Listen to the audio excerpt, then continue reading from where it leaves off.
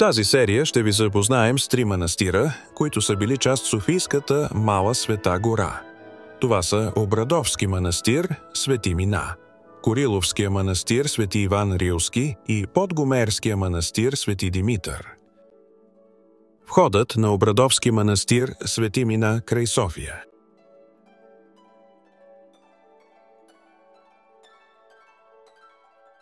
Вратата е дарение за манастира от жители на град Своге.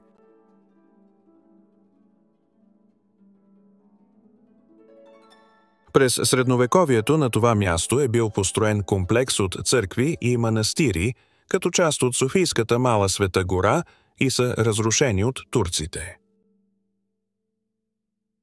Най-святото място в манастира е църквата Свети Великомъченик Мина, възстановена през 1942 година. В притвора на църквата се намира чудотворната икона на Свети Великомъченик Мина, която, според легендите, помага много за здраве и на бездетните.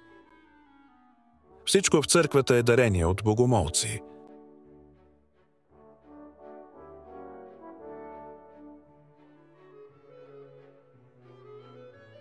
Допълнително, чрез дарение са изградени 2 параклиса в чест на Свети Петър и Павел и Свети Дамян и Козма.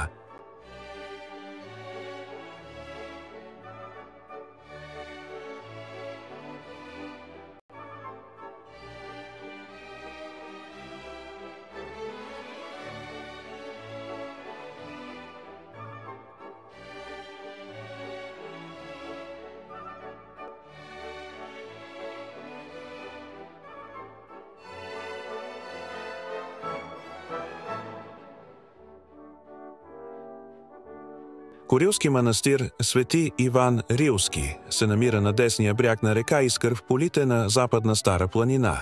Преди портата на манастира е обновеното лековито аясмо. На това място е имало манастир още през Първото българско царство, но в началото на османското робство е разрушен. През 1593 година манастира е възстановен със средствата на жителите от околните села. През 2013 година започва поетапна реставрация на стенописите в храма и е направено цялостно обновяване на облика на дворното пространство. В Курилския манастир се съхранявали и някои ценни реликви, като едно Евангелие, писано от отец Матей и печатано във Влашко през 16 век, и един каменен свещник с старобългарски надписи от 1407 година. И двете сега са в Църковния историко-археологически музей в София.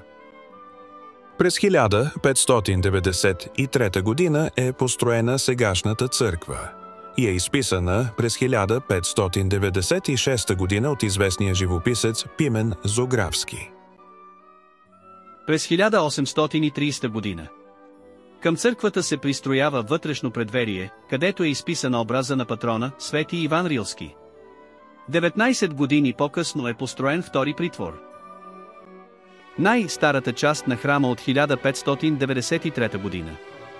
Стенописите тук се приемат за образци на утвърдено вече изобразително изкуство по нашите земи.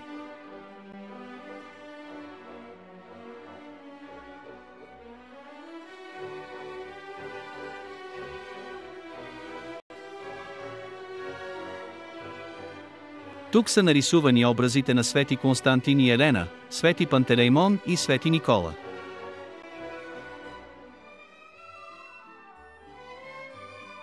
Голям интерес предизвиква сцената избиване на младенците по заповед на цар Ирод, която по своя композиционен строеж е рядкост в българската религиозна живопис. Притвора построен през 1830 година.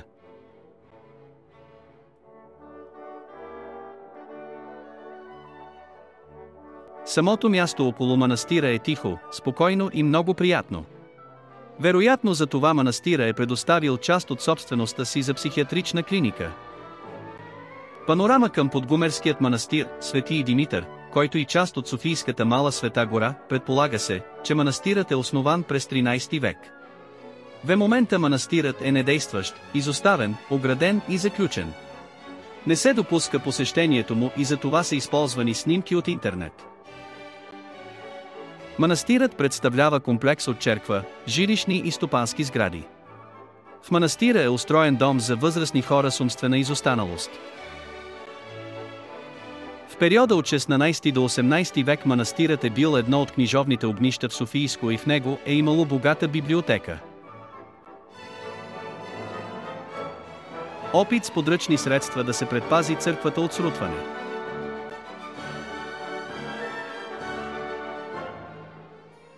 Стенописната украса на храма е в два живописни слоя, като стенописите от първият слой са от края 16 век и се предполага, че те са дело на популярния зограф Пимен Софийски. Вторият живописен слой е от епохата на Възраждането от 1848 година, когато според китовският надпис църквата е била възобновена.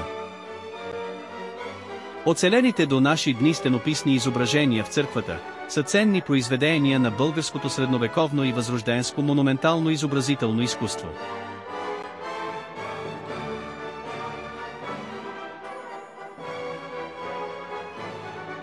Предвид състоянието на манастира е странно обявяването му за паметник на културата. За жалост, днес тези бисери на изкуството се намират в крайно окаяно състояние.